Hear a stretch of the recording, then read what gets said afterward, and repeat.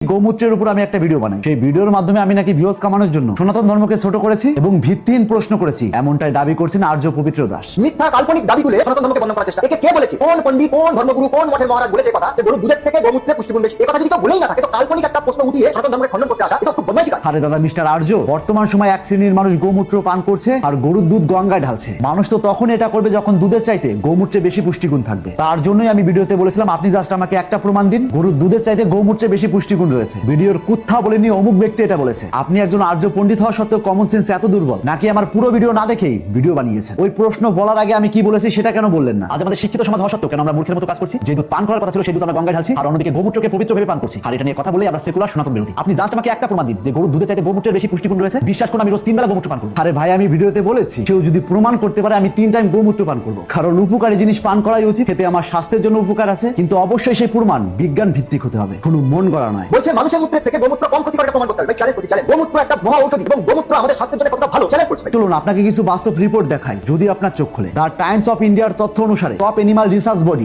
IVRI স্পষ্ট বলছে গোমূত্র মানব শরীরের জন্য একদম অনুপযোগী। দ্য ইকোনমিক টাইমস নিউজ অনুসারে India's top animal research institute স্পষ্ট জানিয়েছে গোমূত্র মানুষের জন্য নিরাপদ নয়, এতে ক্ষতিকর ব্যাকটেরিয়া রয়েছে। এছাড়াও ইন্ডিপেন্ডেন্ট ওয়েবসাইটের তথ্য অনুসারে ভারতের শীর্ষ চিকিৎসা সমিতি সতর্ক করেছেন কোভিড চিকিৎসায় গোবরের ব্যবহার স্বাস্থ্যের জন্য ঝুঁকি রয়েছে। তার মানে কি এদের গবেষণা ভুল? এবার আসি গোমূত্র মানুষের মূত্রের চাইতে কেন বেশি ক্ষতি করে। গোমূত্রে থাকে ইউরিয়া, ক্রিয়াটিন, লবণ, বেশি মাত্রায় অ্যামোনিয়া, ইউরিক অ্যাসিড, বিভিন্ন হরমোন ও এনজাইম, এমনকি কখনো কখনো ক্ষতিকর ব্যাকটেরিয়াও থাকে যা মানব শরীরের জন্য খুবই বিপজ্জনক। তাছাড়াও গরু বিভিন্ন রোগ বহন করতে পারে যেমন লিপ্টোস্পাইরোসিস ও স্যালমোনেলা প্রভৃতি, যা মানব শরীরে গেলে জ্বর, বমি, ডায়রিয়া, এমনকি কিডনিরও সমস্যা হতে পারে। এবার আসি মানুষের মূত্র তুলনামূলকভাবে কেন কম ক্ষতি করে। মানুষের মূত্র নিজের শরীরের বর্জ্য যা শরীরের জন্য কিছুটা সহনশীল, তাই এগুলো কম ক্ষতি করে বলেও এগুলো নিরাপদ নয়, তাই এগুলো পান করা থেকে বিরত থাকুন। দেখুন পুনরায় কাল্পনিক এবং মিথ্যা দাবি তুলে মিথ্যা প্রশ্ন উঠিয়ে সনাতন ধর্মকে অপমান করার চেষ্টা। বলছে যে একজন প্রকৃত হিন্দু হতে গেলে নাকি গোমূত্র পান করতে হবে। কে বলেছে ভাই? কোন পণ্ডিত বলেছে? কোন মহারাজ বলেছে? কোন সাধু সন্ত বলেছে? কে বলেছে ভাই? কে বলেছে কথা? কেউ বলেনি কথা। তো কেউ যদি না বলে থাকে আপনি মিথ্যা কাল্পনিক একটা প্রশ্ন উঠিয়ে সনাতন ধর্মকে অপমান করার চেষ্টা করছেন আর মুসলমানরা বিধর্মীদের কাছে ভালো চেষ্টা করছে। এগুলো খুব দূর কথা। আমি ওই ভিডিওতে একটা কথা বলেছিলাম, আমাদের পবিত্র ধর্মগ্রন্থ শ্রীমদ ভগবত গীতা এবং 4 বেদের কোথাও লেখা নেই যে একজন পিওর হিন্দু হতে হলে গোমূত্র পান করতে হবে। তো তিনি বলছেন এরকম কটূক্তি কেউ কোনোদিন করেনি। তো মিস্টার আর্য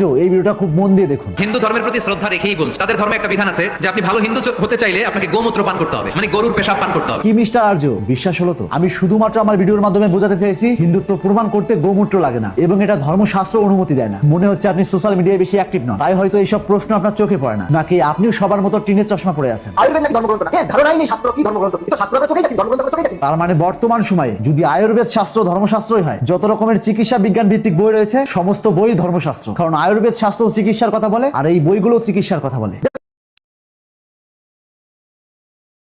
দেখুন ধর্মের